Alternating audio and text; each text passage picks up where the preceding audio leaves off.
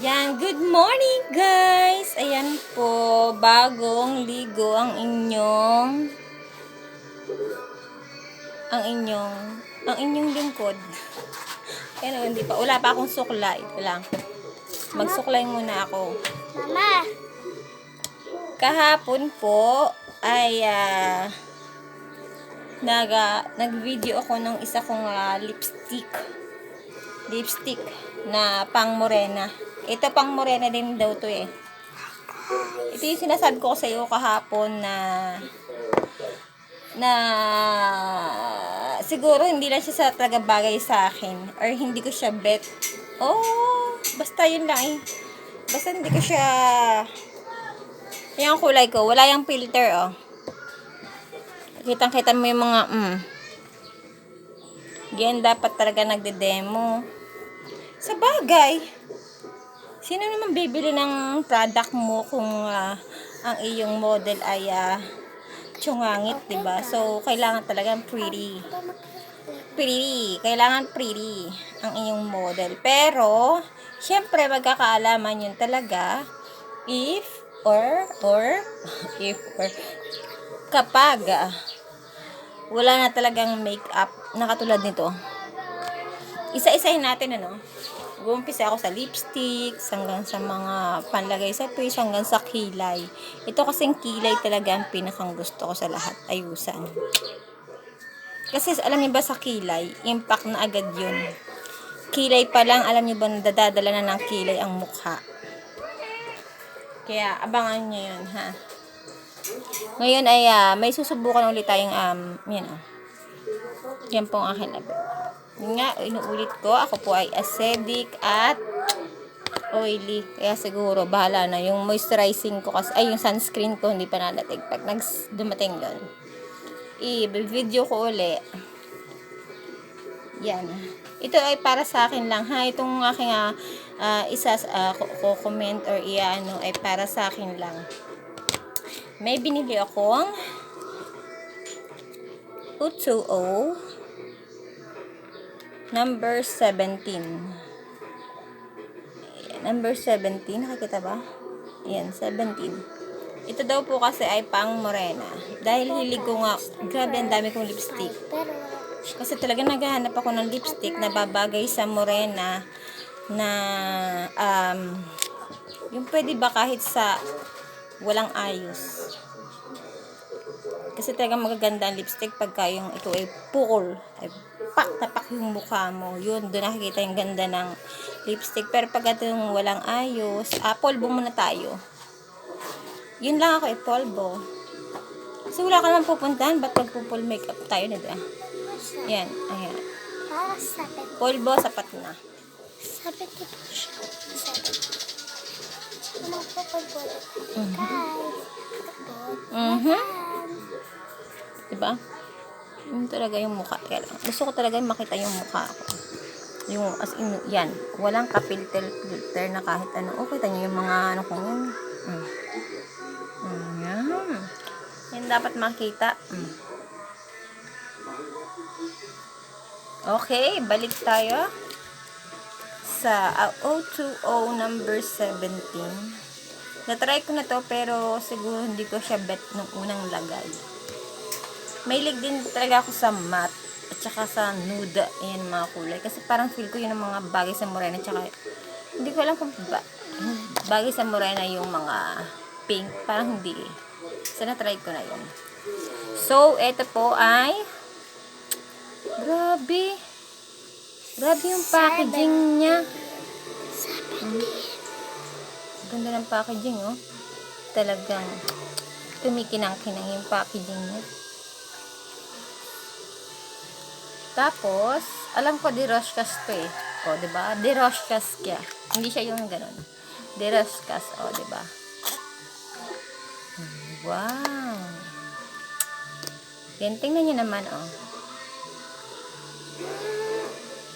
Wow! Gusto ko talaga makita nyo yung natural na kulay niya to eh. Pero parang medyo light pa siya sa medyo light pa siya sa nagamit ko na kaya medyo may ganyan na. Yan. So kung makita nyo kung yung totoong kulay nito. Yan. Pero mas dark siya sa personal. Mas dark sa personal. Ayan. Ito ay opinion ko lang. Ito ay titingnan ko kung bagay sa akin. Meron kasi nga bagay sa atin or bagay sa akin pero hindi pala bagay sa iba. Meron ng mga bagay sa iba pero hindi bagay sa akin. May nga ganun. Siyempre, kaya sabi ko nga, kanya-kanyang nguso niya, kanya-kanyang labi. Meron talagang labi. Yan. Nakikita ko na yan. Yan ang kulay niya. Yan, gayang kakulay niya. Meron kasing labi na, alam niyo yun, kahit anong ilagay mo, talagang, sobrang ganda katulang ayos kasi maganda yung labi. Pero buntong labi, ewan ko ba? Ba't hindi ako binigayaan ng magandang labi? Yan. Sa packaging, talagang grabe, yung packaging ng O2O ay sobrang ganda. So, yan. Ito po ay ano ko laang. Siyempre, kanya-kanya pa rin labi. Meron talagang, nababasa ko naman yung mga comment na magaganda talaga siya. Siyempre, tatry natin sa atin. Baka bagay. Then, yan. Kasi mahilig nga ako sa lipstick, sa mga pang-ayos. Yung mga pang-ayos at lipstick lang walang hilig sa akin. Yan. Kasi tumitingin ako doon sa camera. Yan. Ang sabi dito ay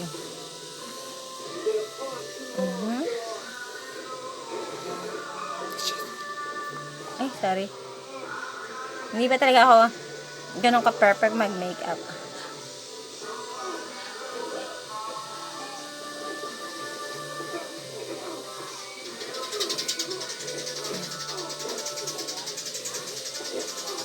Kung nakita niyo yung makeup ko kahapon,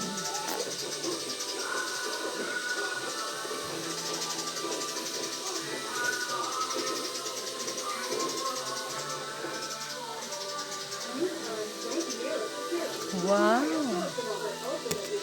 Yan siya. Nakita niyo?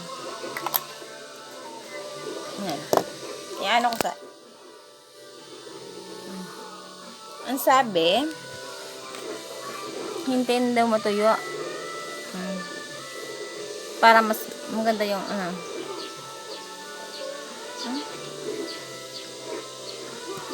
siguro maliwanag masyado. Naku, may lipstick din doon yung isa kong anak. Sobrang pula na anak. Aba. Ayan. Tingnan nyo, nude din siya. Sabi, hintayin daw matuyo.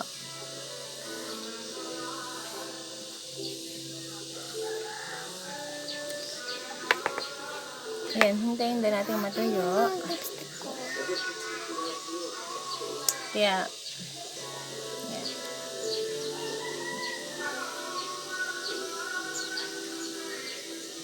Tingin nyo, anong bagay ba sa morena?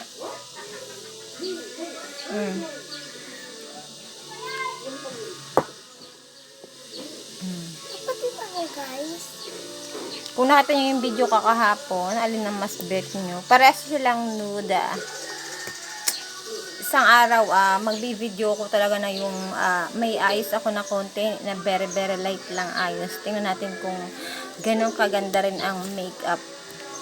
Ang lipstick. Baka bukas, hindi ko alam.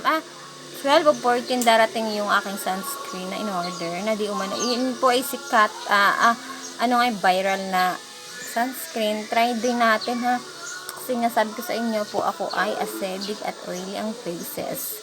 Kaya naghahanap po ako or may masasuggest kayo na lipstick or sunscreen or foundation na pwede sa oily at mga acidic. Kasi ang foundation, nangingitim sa aking faces. Katagalan, naitim, lalo ako nangingitim. Ano kaya ang mga magaganda yan? Tuyo na kaya?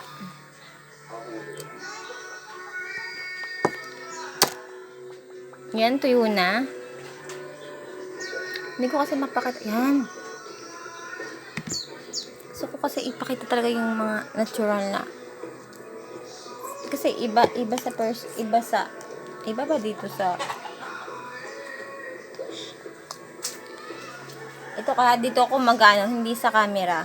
Kasi sa camera parang may filter pa rin eh. Dito sa ano, dito ako tatingin. Kasi di talagang ito magsasabi sa inyo ng totoo, no?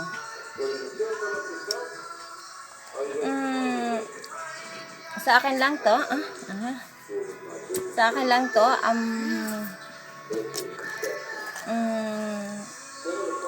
parang mas bet ko yung kahapon na lipstick. Ito kasi ay parang kung sa camera, kung walang filter, kung talagang mismong camera or wala kang ayos. Yung kasing kahapon, parang ang ganda ng hagod niya. Ayan. Ito medyo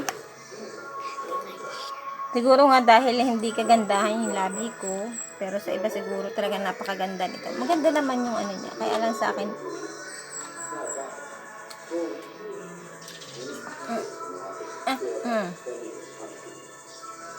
masyado siya madikit. Tapos parang hindi niya ano yung ano ba? Hindi niya hindi siya masyadong dumidikit sa labi or ano ba? Ano ba to? Ayun may itim-itim, may patsang-patsang.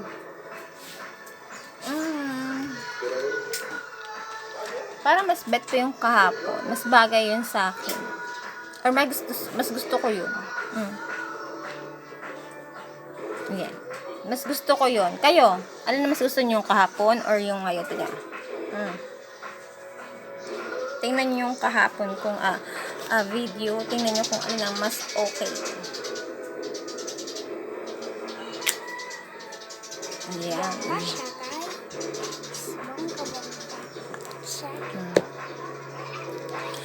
Ewan ko ba, yung mga siguro nga yung mga nagsasabi na ganto, maganda. Siguro sa bagay, siguro maganda yung labi nila. Kaya maganda yung lipstick. Paano pag hindi maganda yung labi? Katulad ko, sagwa.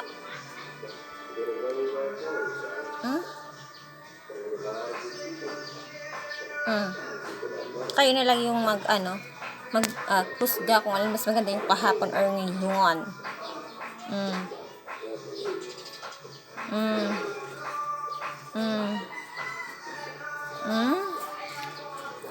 Parang siya feel ko na magmutok-mutok ba? Sobrang pagkamat niya. Hindi ko siya bet. Hindi siya bagay sa akin kasi sobrang mat niya.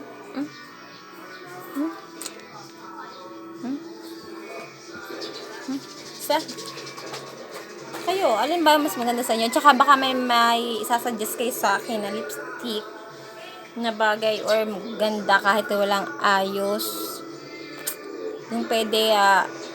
Yung pwedeng pang araw-araw gamitin. Kasi kadalaman sa makeup, sa lipstick ba, yun ba kailangan gamitin pag may full punk yung mukha mo? Paano kung hindi ka aalis lang? Siyempre, yung mga babae ba, mahilig mag-lipstick. Ito kasi hindi bagay sa akin.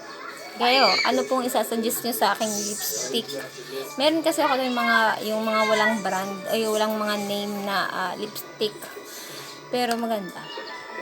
Bukas, yun naman, ano naman tayo doon? Hindi yun nude, hindi yun matte.